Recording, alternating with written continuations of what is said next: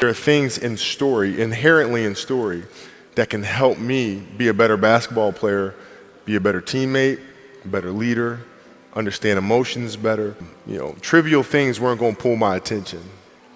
It had to be things weren't going to pull my attention. It had to be things that were, I had a purpose. I wanted to be one of the best basketball players to ever play. And anything else that was outside of that lane, I didn't have time for. The love of the game. The love of the game, the challenge. Like I would watch Magic play, I'd watch Michael play, and I would see them do these unbelievable things, and I'd say, you know, can I get to that level? I don't know, but let's find out. Let's find out. And so that curiosity to see where I could push this thing led me down that path, I think, right? So, you know, basketball for me was the most important thing. So everything I saw, whether it was TV shows, whether it was books I read, people I talked to, everything was done to try to learn how to become a better basketball player. Everything. And so when you have that point of view, then literally the world becomes your library to help you to become better at your craft because you know what you're looking for. So at 13 years old, I had a, I had a kill list. And so, you know, they used to do these rankings. It was Street and Smith basketball rankings. And I was nowhere to be found because I was like 6'4", scrawny, like 160 pounds soaking wet. So I was like 57 on the list. And so I will look at 56, 55, all the way up to number 1, who these players are, what club teams they played for. So when we go on an AAU travel circuit, I got to hunt them down. Right? And so that became my mission in high school, is to check off every other person, all those 56 other names, hunt them down and knock them down. Those long-term relationships, the commitment of time of, taking vacation. Like I see a lot of players take vacations with other players that are close friends. And we'll just take vacations just to take vacations, or just hang out, just to hang out. Like I never did that, because when I retire, I didn't want to have to say, I wish I would have done more. I don't want that. Get over yourself, right? Like you're worried about how people may perceive you, and like you're walking around and it's embarrassing because you shot 5 air balls. Get over yourself. Well, I mean, every day. I mean, since 20 years, it was an everyday process, and trying to figure out strengths and weaknesses. For example, jumping ability. Now, my vertical was a 40, it wasn't a 46 or a 45. My hands are big, but they're not massive. Right? So you got to figure out ways to strengthen them, so your hands are strong enough to be able to palm a ball and do the things that you need to do. Quickness, I was quick, but not insanely quick. I was fast, but not ridiculously fast. Right? So I had to rely on skill a lot more. I had to rely on angles a lot more. I had to study the game a lot more. And but I enjoyed it though. So like from the time I can remember when I started watching the game, I studied the game, and it just never changed.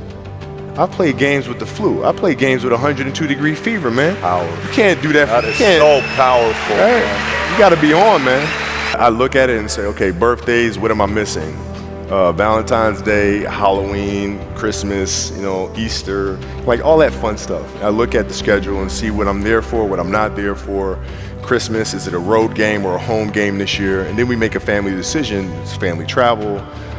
Do I come back? Like sometimes I'd fly back. Like I'd play a game to not miss my daughter's birthday. I'd fly back, be there for her birthday, and then fly back with the team. Just to make sure I don't miss anything. Perform. It's your job to be in shape. It's your job to be strong enough to perform at that level every single night. And as a competitor, I'm not ducking shit. Like it's not, oh my God, my back hurts, I'm sore, we gotta play Vince Carter and Toronto Raptors tonight. Always in the moment, always in the present, always extremely calm, always looking at the reality of the situation and not letting our emotions cloud our execution. I tell this example, and I think this is the best way to explain it. You have a hamstring injury, you pull your hamstring really, really badly, you can barely walk, right? Let alone play anything. Soccer, basketball, volleyball, whatever it is, can't do anything. Doctor tells you go home, sit up on the couch, rest your hammy, right? Stay off of it, don't get up, no sudden movements. You're at home, all of a sudden a fire breaks out in the home, right? Your kids are upstairs, wife is wherever she may be, this shit's going down, right? I'm willing to bet that you're gonna forget about your hamstring, you're gonna sprint upstairs, you're gonna grab your kids, make sure your wife's good, you're getting out of that house, right? Hamstring be damned. You're not gonna feel your hamstring, right? And the reason is because the lives of your family are more important than the injury of your hamstring. And so when the game is more important than the injury itself, you don't feel that damn injury. Not at that time. Yeah. I was thinking I don't know if I can do this. Dude, wow. Achilles were like the kiss of death for athletes. Yes. I don't know if I can do this. I don't know. There's so many factors. There's the surgery that has to take place. The surgery has to go well, right? And then it's a tendon. I'm not dealing with anything that's muscular or things that I can control. I can't control a tendon.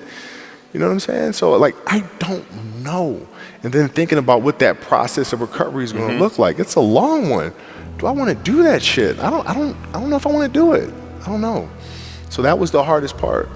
I mean, it's a long process. But when I went in the trainer's room, my kids are in there, and they're looking at you and stuff, and I'm looking at them, and I'm like, it's all right. Dad's gonna be all right. It'll be fine. It'll be all right. It'll be all right. It'll be all right. As a parent, you gotta set the example. You gotta set the example. This is another obstacle.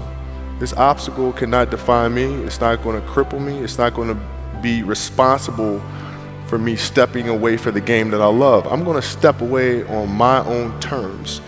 And that's when the decision was made that, you know what, I'm doing it. Yeah, you gotta lead by example. As parents, you gotta lead by example. If you want your kids to do whatever it is they wanna accomplish in life, you have to show them. You gotta show them.